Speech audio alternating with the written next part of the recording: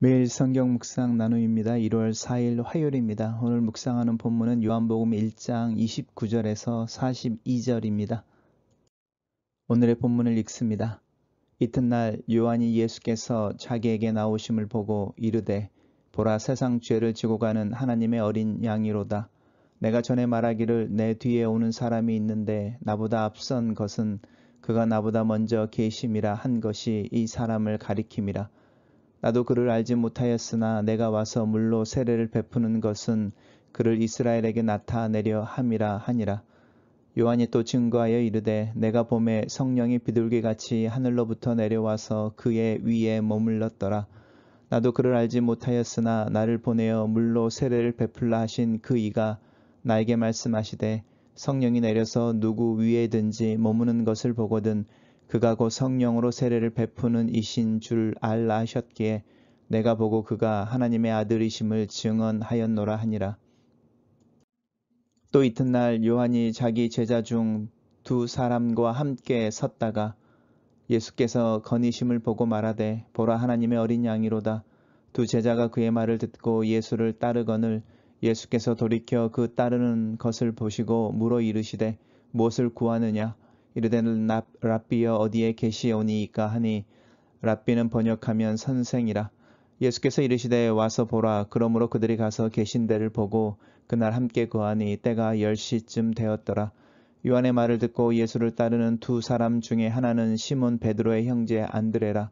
그가 먼저 자기의 형제 시몬을 찾아 말하되 우리가 메시아를 만났다 하고, 메시아는 번역하면 그리스도라. 데리고 예수께로 오니 예수께서 보시고 이르시되 내가 요한의 아들 시몬이니 장차 게바라 하리라 하시니라. 게바는 번역하면 베드로라. 오늘의 본문은 두 개의 단락으로 나눠져 있습니다. 첫 번째 단락입니다. 첫 번째 단락은 이튿날이라는 단어로 시작합니다. 우리 어제 묵상했던 내용들, 예루살렘에서 보냄을 받은 제사장들과 레위인들이 세례 요한에게 와서 네가 누구냐, 네가 그리스도냐, 엘리야냐, 그 선지자냐, 또 무슨 권세로 이런 세례를 베푸느냐라는 질문을 던졌던 일이 있었는데 그 다음 날이라는 것입니다. 그래서 이 이튿날이라는 것이 꼭 그 다음 날 next day 이렇게 이해할 수도 있고요. 세례 요한이 이제 이야기들을 해 나가는데 순서를 두고 이야기하는 거죠. 이제 어제, 오늘, 내일 이런 식으로. 그래서 이 이튿날이란 말이 특별한 어떤 의미를 가지고 있다 이럴 수는 없지만 어떤 시간의 흐름들을 규정해주고 연달아서 일어나는 일들인 것을 특별히 이제 이야기하고 싶어 하는 것 같습니다. 세례 요한이 예수께서 자기에게 나오심을 보고 이런 이제 세례를 받기 위해 나오시는 부분이죠. 세상 죄를 지고 가는 하나님의 어린 양이다라고 예수님에 대해서 이야기합니다. 이 하나님의 어린 양이라고 예수님에 대한 묘사는 신약에 한 4번 정도 나오는데 흠이 없는 어린 양, 또 세상 죄를 지고 가는 어린 양, 또 우리를 위해 대속하시는 어린 양이라는 이 하나님의 어린 양에 대한 이야기를 하고 있어서 우리는 이제 어린 양이라는 이야기를 들으면 자동적으로 6월절의 어린 양을 생각하게 됩니다. 이스라엘 백성들이 출애굽하기 전에 마지막 날 죽음의 천사가 애굽의 모든 땅이 지나다니며 생명체가 있는 것들 중에 첫 번째 난 생명을 죽이는 날에 어린 양을 잡아서 그 피를 문설주에 뿌리는 집들은 그 죽음의 천사가 패스오버 이렇게 지나갔다라고 하는 것을 기념하는 두렵지만 구원의 날인 그 6월절을 기념하는 그 이제 날과 관련해서 어린 양을 연결시키고 있습니다. 그리고 이제 이 세상죄를 지고 간다라고 하는 부분은 이제 또 조금 다른 부분인데요.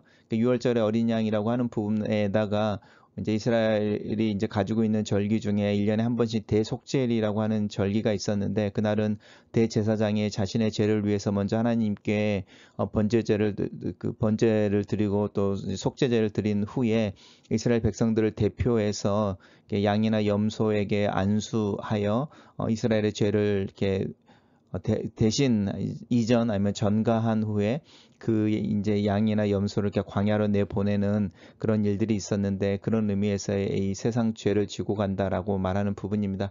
지고 간다라고 하는 부분인데요. 이것의 이제 기본적인 의미는 어깨에 지고 간다 이런 뜻인 거죠. 스스로 어깨에 짊어지고 가는 이런 의미입니다. 그러면서 이제 예수님에 대해서 세상 죄를 지고 가는 어린 양이라고 이야기하는 부분입니다. 그리고 이제 또 계속해서 이제 이야기하는데 내 뒤에 오는 사람인데 사실은 나보다 앞서 계시는 분이다. 이렇게 말하는 부분이죠. 나중에 이제 우리가 복음서를 읽다 보면 예수님도 그런 이야기를 하거든요. 다윗이 내 주여라는 말을 쓰고 있는데 메시아가 정말로 다윗의 후손이라면 어떻게 다윗이 자신의 후손을 향하여 메시아라는 말을, 주님이라는 말을 쓸 수 있겠느냐 이런 표현을 쓰면서 이제 당신 예수님 스스로 이제 자신은 그 다윗 이전에 있었던, 메시아는 사실은 다윗 이전부터 있었던 존재, 이런 이제 논쟁을 하는 부분도 있는데 그 부분과 연관되어진 부분입니다.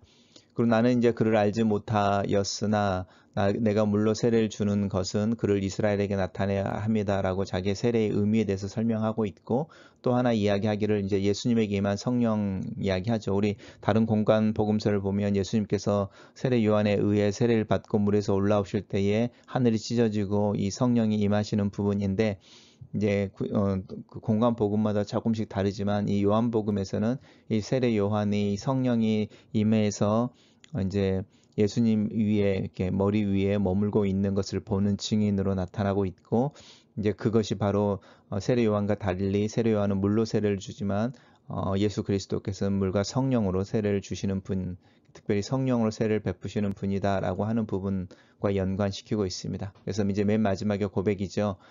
그는 하나님의 아들이다. 세상 죄를 지고 가는 하나님의 어린 양, 나보다 먼저 존재하신 분, 나는 물로 세례를 주지만 성령으로 세례를 주시는 분, 그리고 하나님의 아들이라고 예수님에 대해서 명확하게 드러내어 말하고 있습니다. 단락을 요약해 보겠습니다. 세례 요한은 자기에게 나오시는 예수를 보고 하나님의 어린 양, 나보다 먼저 계시니 내가 베푸는 세례의 의미, 성령이 임하신 하나님의 아들이라고 선언한다 라고 요약해 봤습니다.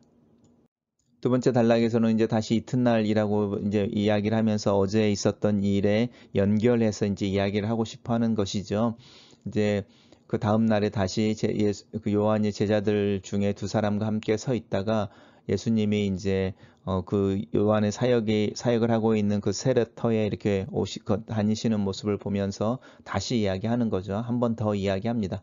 예, 하나님의 어린 양이다. 지금 우리 어제 그 세례 요한이 자기가 누구인지를 이야기할 때도 드러내고라는 단어를 두 번 반복하면서 강조했던 기억이 나시죠? 특별히 요한복음에서는 이 두 번 반복되어지는 진실로 이렇게 두 번 반복되어지는 이제 관용구의 형태들이 많이 나타나는데 강조하는 거죠. 그래서 하나님의 어린 양이라는 말도 두 번 반복되는 거죠. 우리 첫 번째 단락과 두 번째 단락에서 반복되면서 진실로 하나님의 어린 양이다라는 이야기를 하고 있습니다. 그럴 때에 이 두 제자가 자기 신들의 스승인 세례 요한의 말을 듣고 예수님을 이제 따라 나서는 거죠. 그리고 예수님이 그것을 알고 무엇을 구하느냐라고 물어보고 어디 계시오니까 이야기하니까 와서 보라라고 이제 그들을 초대하는 모습이 있습니다. 약간 선문답 같이 이렇게 나오는데요. 무엇을 구하느냐라고 하는 부분은 너희들이 왜 따라오느냐 이것보다 훨씬 더 무엇이 궁금해서 사실은 무엇 때문에 나를 쫓아오는 거냐, 너희들이 정말로 보고 싶은 게 무엇이냐라고 하는 어떤 궁극의 목적에 대해서 이야기하는 거죠. 어쩌면 예수님은 우리들에게 그렇게 물어보고 계시는지도 모르겠습니다. 너희는 무엇을 위해서 나를 믿느냐라고 하는 그 무엇이라고 하는 부분. 근데 이제 이 라삐 어디 계시오니까라고 하는 부분은 이제 그 세례 요한의 이 두 제자들이 이제 예수님이 어디 계시는지 사실 눈앞에 있는 것이잖아요. 근데 이제 이런 뜻이 아니고 함께 있고 싶습니다라는 의미인 것이죠. 그리고 더구나 이제 그때가 10시쯤 되었다 이렇게 말하는데 이스라엘 사람들은 하루의 시작을 이렇게 그 전날 해가 지는 날부터 그리고 그 다음날 해가 질 때까지였습니다. 그러니까 이제 밤으로 시작하는 거죠. 하루가 밤으로 시작해서 낮으로 이제 끝나게 되는 거죠. 그래서 이제 12시간씩 24시간을 잡을 때 저녁 6시부터 새벽 6시까지가 밤 6시가 되는 거고요. 12시간이 되는 거고, 아침 해가 뜰 때 6시부터 해가 지기 전 6시까지가 이제 낮 12시가 되는 거죠. 그래서 이 10시쯤 되었다라고 이야기하는 부분은 6시가 이제 우리가 이야기하는 이제 하루가 끝나는, 그러면서 시작하는 이제 어떤 정오라고 이야기를 이렇게 정오나 아니면 자정이라고 이야기를 한다면 2시간 전인 거죠. 그러니까 6시가 우리 시간으로 이렇게 자정이라고 한다면 저녁 6시가, 그러면 이제 10시니까 사실은 4시쯤 된 거죠.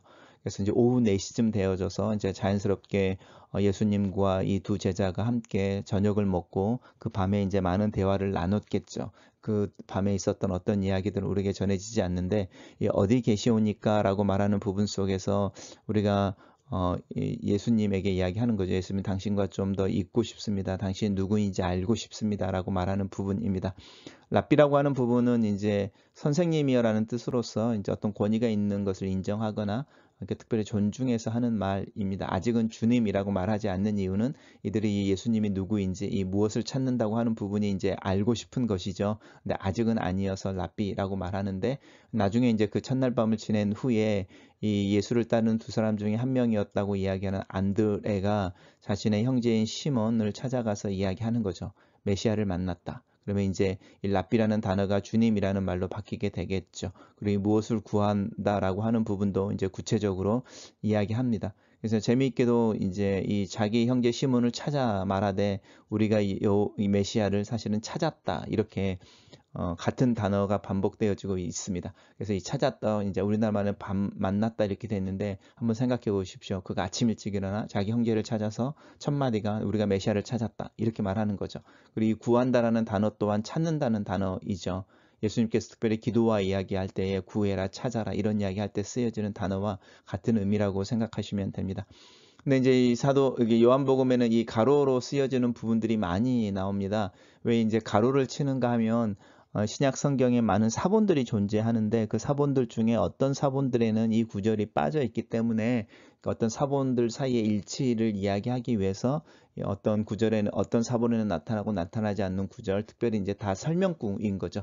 랍비라고 하는 것은 선생님이다라고 이제 말해주는 것이고, 왜냐하면 이 요한복음 자체가 이방인들을 또 특별히 이제 헬라어를 쓰는 사람들을 상대로 이제 쓰여지다 보니까 이제 그런 설명이 있습니다. 메시아는 그리스도다라고 하는 말도 메시아는 히브리어나 아람어로 쓰여지는 단어이고 특별히 이제 히브리어고 이제 이 그리스도라고 하는 것은 헬라어라는 것을 알겠죠.